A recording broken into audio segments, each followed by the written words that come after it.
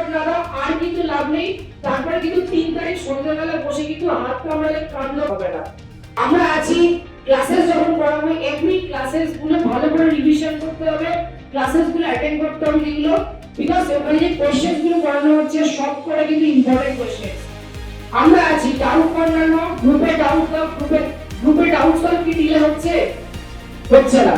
গ্রুপে ডাউট দাও, doubt immediately solve হবে। ডাউট কর্নার নাও, বাট জিনিসগুলোকে ক্লিয়ার করো। আমি বারবার বলছি কিন্তু যদি এক্সট্রা টাইম এক্সট্রা এফোর্ট দিতে হয় দাও, বিকজ 3 তারিখ সন্ধ্যাবেলা কিছু মানে কি বলবো কাঁদলে হাত পা ছুড়লে কিন্তু কোনো লাভ হবে না। এটা মাথায় রেখে কিন্তু সবাইকে পড়াশোনা করতে হবে, এফোর্ট দিতে হবে। কেউ আমি কিন্তু একবারও বলছি না যে তোমরা যদি হার্ড ওয়ার্ক না করো লিখতে দেবে, ভাই হবে না, হাঁটতে হবে। 27 লাখ বাচ্চার মধ্যে সিলেকশন, এটা ম্যাটার করে। 40 থেকে 42 হাজার র্যাঙ্কের মধ্যে তোমাকে র্যাঙ্ক আনতে হবে, এটা ম্যাটার করে।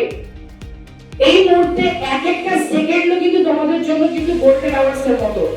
প্রত্যেকটা মুহূর্ত কিন্তু ম্যাটার করে, because at the end of the day কি দরকার আমাদের? সিলেকশন দরকার, আর কিছু না। ওই 40,000 এর মধ্যে আনতে হবে, তার জন্য যা এফোর্ট দিতে হয়, এক্সট্রা যা খাটতে হয় খাটতে হবে।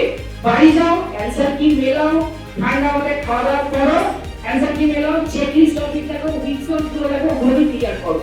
আবার একই রূপ এফটিএস এর সেম জিনিস, এআইটিএস আবার সেম জিনিস। ঠিক আছে, যাও বাড়ি যাও সবাই।